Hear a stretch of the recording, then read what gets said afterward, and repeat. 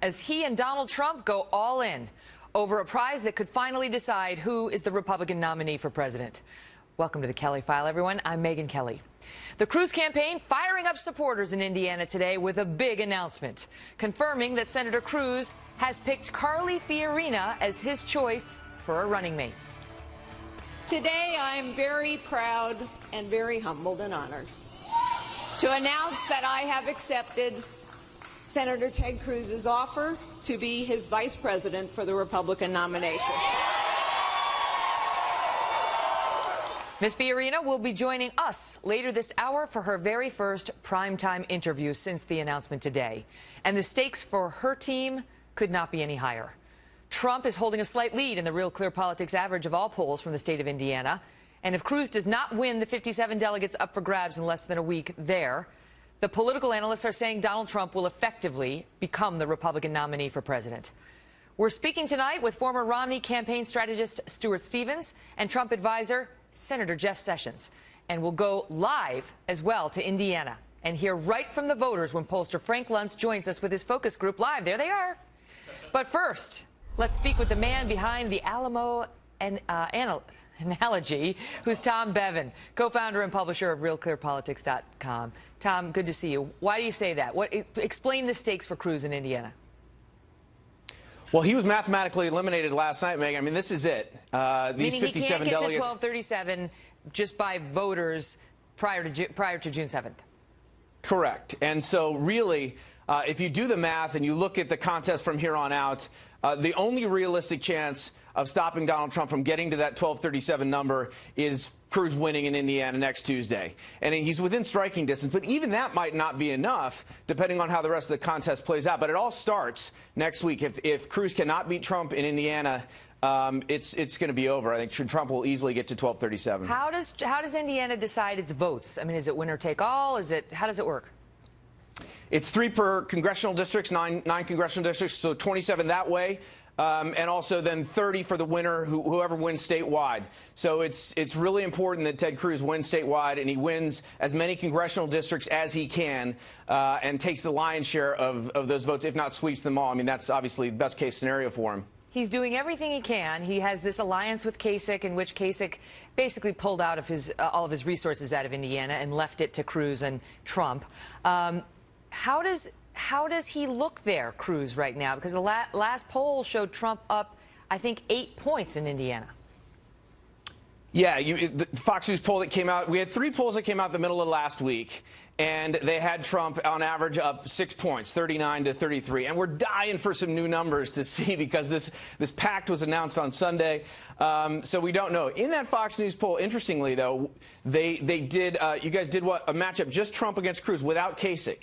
And that was 2 points. It was 46-44. One of the other problems, Megyn, is that people have been able to early vote in Indiana since the beginning of the first week of the month, and more than 140,000 votes have been cast. About 68% of those are Republican, and a lot of those folks, or at least some of those folks, have already cast their vote for John Kasich. And so if this race comes down to a few thousand votes, that could end up being a deciding factor. Obviously, Trump has the momentum, with his 5-state sweep last night and New York State the week before. But a lot of people say that Indiana is more tailor-made for Cruz than it is tailor-made for Trump. What say you? I say it's pretty evenly divided. I mean, certainly, without question, it is better suited for Ted Cruz than any of the states that he's had since Wisconsin. But even then, though, Trump he's splitting evangelicals in the state. Cruz is winning among the more conservative, self-identified, more conservative voters. But it's neck and neck there, I think. And again, momentum and context matters. And so we'll see if we get some new numbers, hopefully in the next 24, 48 hours, how that plays into, where this thing is headed next Tuesday. You got to check out RealClearPolitics.com because it is like numbers. There they are. They put them together for you and they explain them. Great to see you, Tom.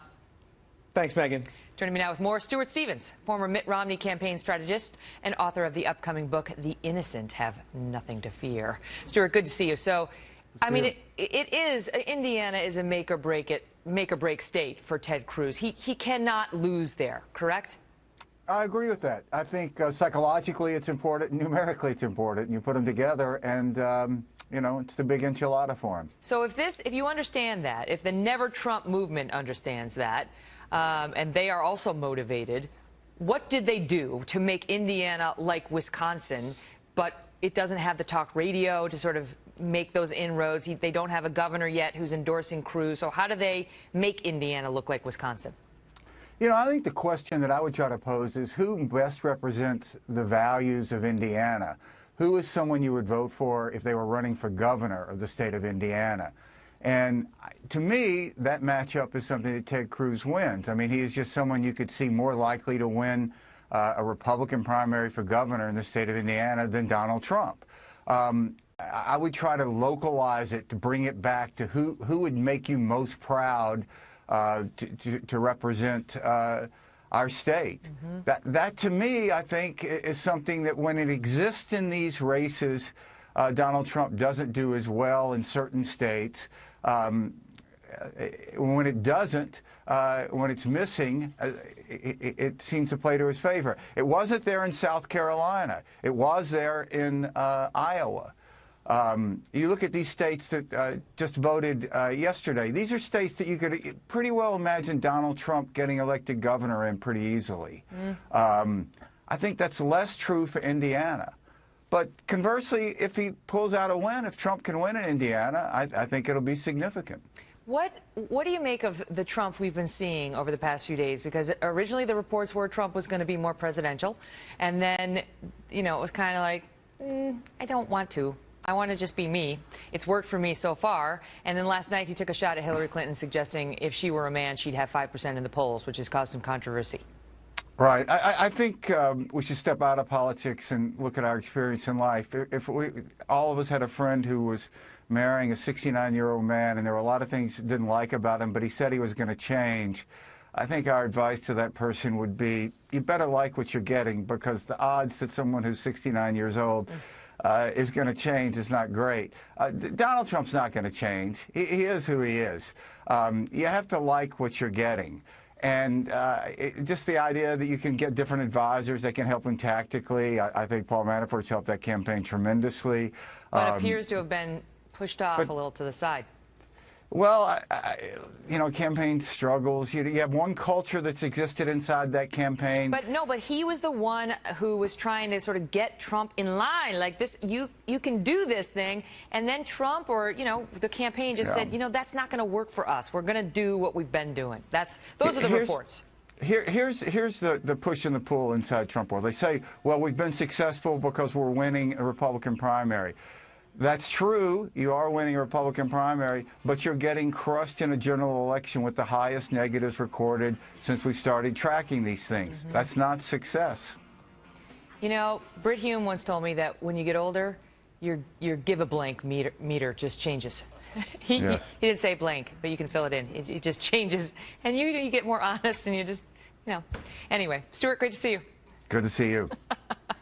Joining us with his thoughts on that, Republican Senator Jeff Sessions of Alabama, who is chair of the Trump National Security Advisory Team. Great to see you, Senator. So let's just start with Stuart's last point, because I actually just looked into that. It is true that Trump has the highest negatives for a GOP frontrunner since the beginning of tracking, since they started tracking that kind of thing back in the 70s. So does he need to do something a little different at this point? Well, you know, he's been himself. He's been frank. And his vote totals continue to rise. He had these tremendous victories carrying every county in 5 states. I don't think I've seen anything like that in many years in this kind of contested environment. Stuart's point is, though, you know, with the Republicans, he's killing it, but you got to look at the general at this point. Well, he's been subjected to this incredible negative advertising for months and months and months, and it's really not working. He's getting stronger, and I think he'll continue to get stronger. And as the more people realize what he's doing, he's defending American working people. He's going to fix and fight back against unfair trade policies. He's going to make sure we have a foreign policy that serves the national interest. He's going to end illegal immigration. He's going to fix this border, and he's going to protect American jobs. That's what people have been asking for. That's the kind of leadership they want. That's what the Republican establishment has refused to give. And so this next election is going to be a big deal. In Indiana, people are going to vote. Not politicians, not the establishment are going to decide who wins Indiana and who becomes the next president. Now, it's going to be the American people. He's doing pretty well right now. Trump had a big night here in the Northeast last night, a 5-state sweep with big margins. And today, Ted Cruz, who is not a dumb man, everyone can agree Ted Cruz is smart, announced a running mate. Now, he doesn't have the nomination yet, but he announced a running mate, Carly Fiorina, who's going to be here with us exclusively in a moment.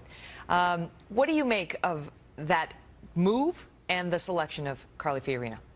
Well, I think it's very unusual and surprising, but I guess when you're behind and you're facing a critical election like Indiana, and you've got to maneuver with Kasich to try to beat Trump and block the people's choice so far, then he's going to make a try. Maybe it's a desperate move. Maybe it would work. It'll be decided by the people of Indiana. What do you think of her, though? I mean, you know, it neutralizes, I'm guessing the thinking is she helps neutralize the gender history that would be made on the other side.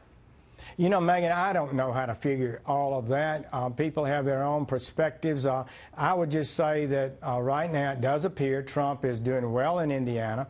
It'll be a big election coming up next week, and we'll see how it comes out. Senator, great to see you. Thanks for being here. Thank you. So the folks that could decide it all, as you may have gathered, are the voters in Indiana. And up next, we will go live to Indianapolis, where Frank Luntz will poll those voters. There they are, on what they're going to do next Tuesday. Plus, new reports suggest that Senator Marco Rubio may play a surprise role before this is all done. And Dana Perino and Chris Steyerwalt are here on that. And then, Carly Fiorina was the big story today. There she is live, and we'll have her in moments for a primetime exclusive. Stay tuned. She is someone you can be confident in if the occasion should arise to be